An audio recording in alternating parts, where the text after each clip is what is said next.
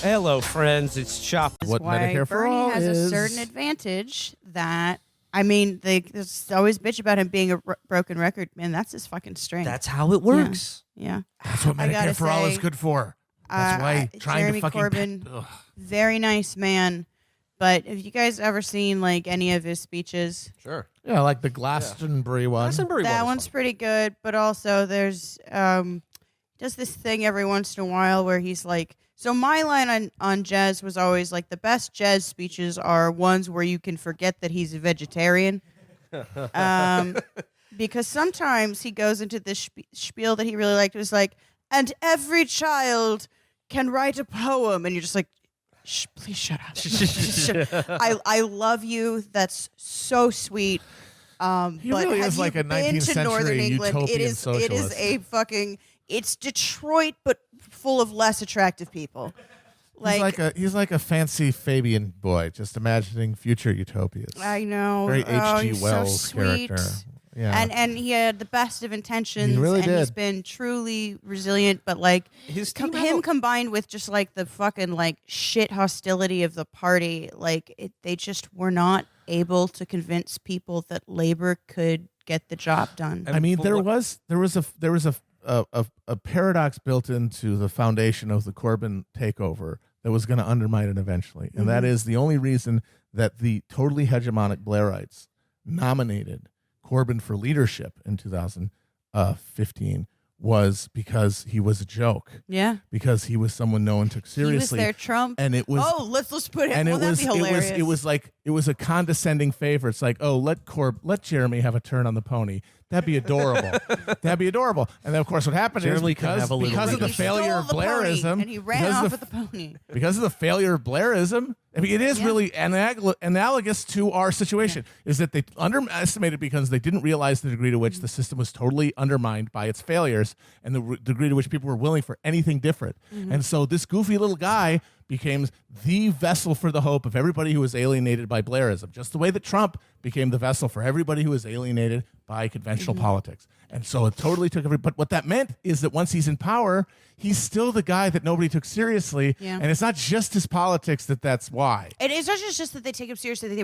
They suddenly realize begrudgingly that, oh, they have to take him seriously. Yeah. And they had never planned on doing this at all. Yeah. And it was infuriating, and So, they like, resented it. And honestly, God, if they had just had some real good Stalinized purge, That would have helped. That would have helped a lot. They just a few scouts. They would have helped a lot. Just a few. No, if fucking they'd scouts. done a little Here, 79 fucking bath Starmer, party. that piece of shit.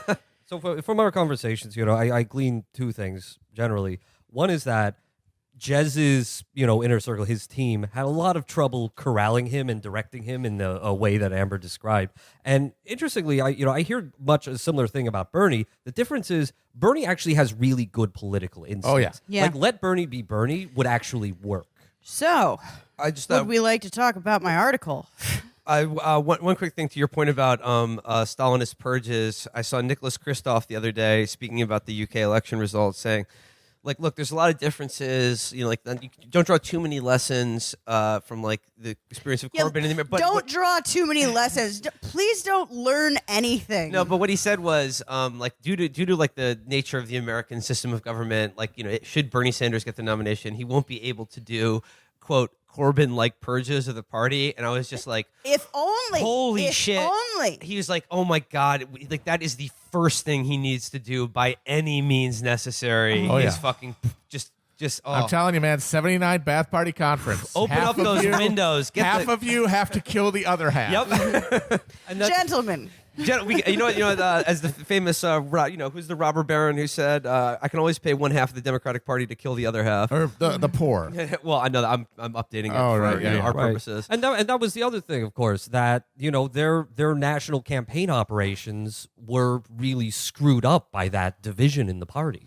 Oh, it was huge. It was chaos, and it interfered with so many things, and it really weakened people's confidence in the party, so that even people who did like Corbyn were just like, well, they're not going to let him get it done. Well, Amber, like to your article, like you were probably the person I know who is the most steeped in this history, like this life. Yeah. You're writing a book about this.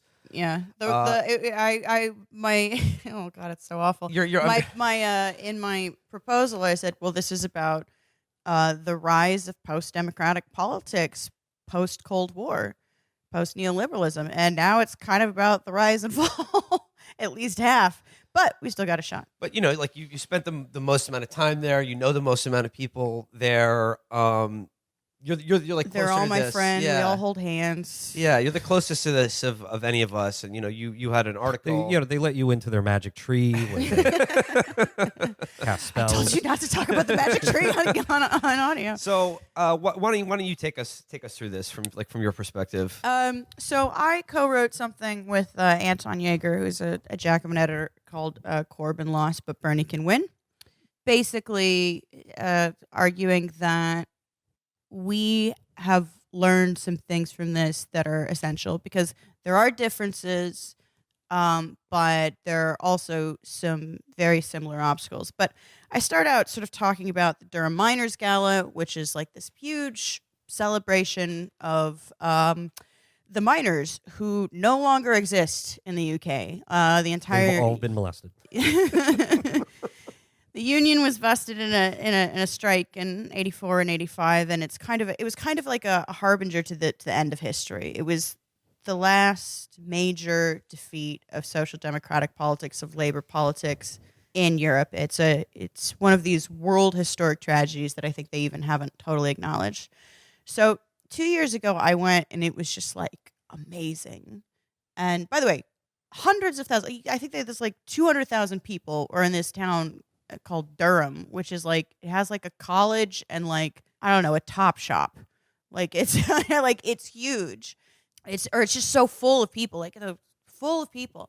And you go in, and there's all these lovely northern people who, worked in manufacturing or came from manufacturing towns, or their grandfathers or fathers were miners, and you see some of the old miners, and it's this huge celebration for these people who like built the world. And I thought, this is going to be sad because I don't have any jobs anymore. But actually, apparently, and this was maybe for the first time in a while, the mood was extremely positive. Everyone was so excited. And Jeremy Corbyn took the stage, and everyone was cheering wildly to everything he said. It was a huge reception from like, young people to all these like, old former coal miners. Like it's very multi-generational. It's amazing. And I don't know, I was just really full of hope. Everyone was like, riding high on a beautiful wave. And the next year, the mood was different. What year was this? The next year you went to it? This year. This was 2019. Yeah, Okay, yeah. And they were kind of tired and nervous, and it was still the same number of people. But the one thing you noticed that was not there the year before was a rash of European Union flags, which had apparently been bussed in by one of these kind of astroturfed organizations, I think headed up by this guy, Michael Chesham, who's slimy and disgusting, and the sort of people who otherwise would not have shown up to the Durham Miners Gala. Now, I cannot stress enough how instrumental the European Union was in crushing the miners and in crushing that strike and in destroying the industry and obliterating a huge force of union labor. So it was, let's say, a little tasteless at best and hugely disrespectful at worst. Like, it made no sense. It was like, motherfucker, do you know where you are right now?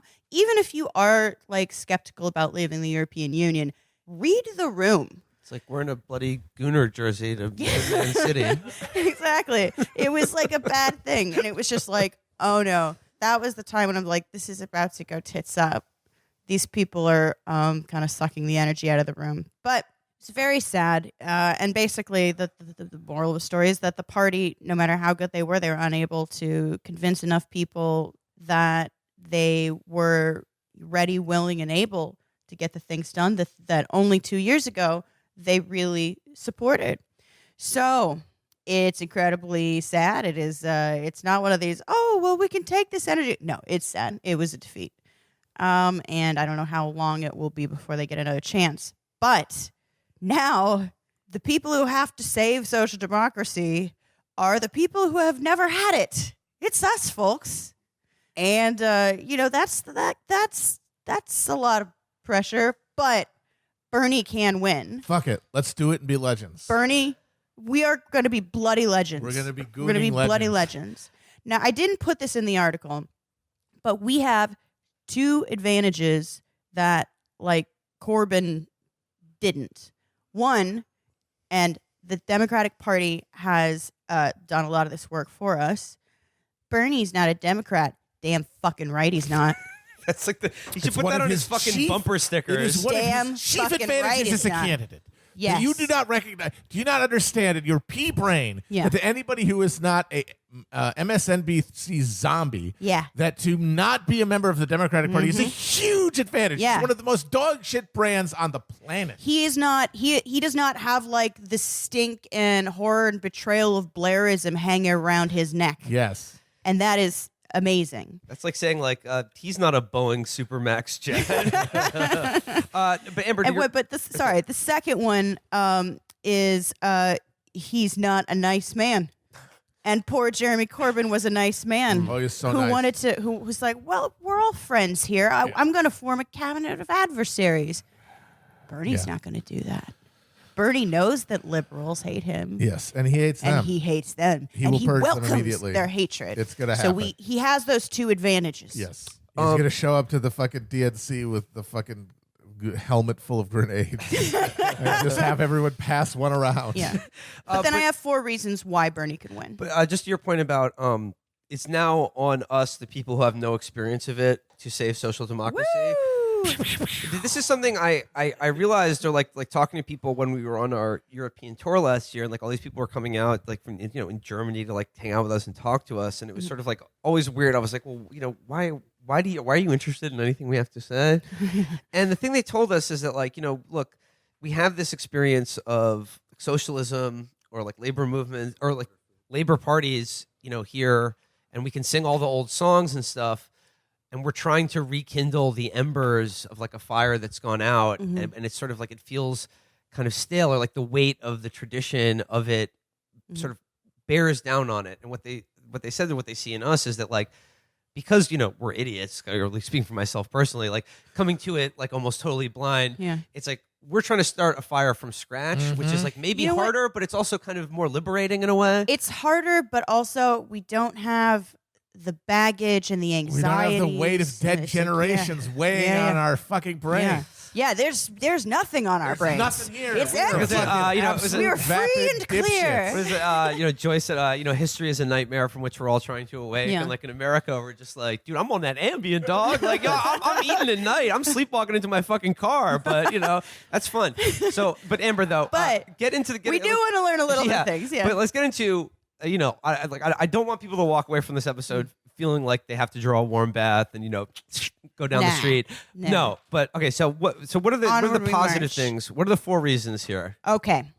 So first of all, what we learned from Corbyn, and basically starting from 2016, is that we learned to count, and that is very important. There's something about political people is that they can't fucking count. So the I was very bad at math. The idea that you can replace, here, I'm just going to read from my own thing. The idea that you can replace workers with students and middle-class progressives from urban centers was bad math well before the failure of Corbynism.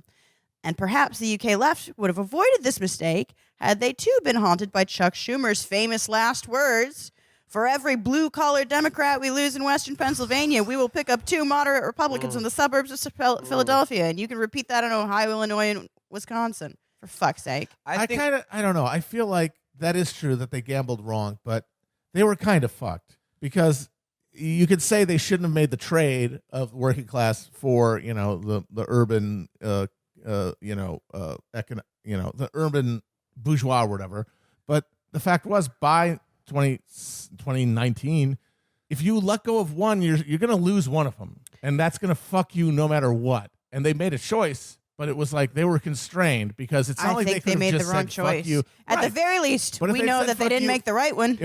We could say that, but I think you can also say that if they'd made the other choice and said fuck you to all those urbanites, that they would have lost anyway because of defections to the Lib Dems. I disagree. So here's the thing. This is a Bernie would have won situation. Let's say Bernie wouldn't have won. Well, we now know that Hillary wouldn't have anyway. So clearly, like working backwards, we can at least guess that it would have been a better bet to actually try and engage with the working class rather than like middle class cosmopolitans. And the other thing is that liberals actually, sometimes they defect. Yes, it's true. But fundamentally, they're rearguarders, and they go where you fucking tell them to go. You woo the working classes, you bully the middle classes. Carrot, stick. The thing is, I think they were, I honestly, that might have been the case. I would say that there's also a good chance that they defect to the Lib Dems and they still lose.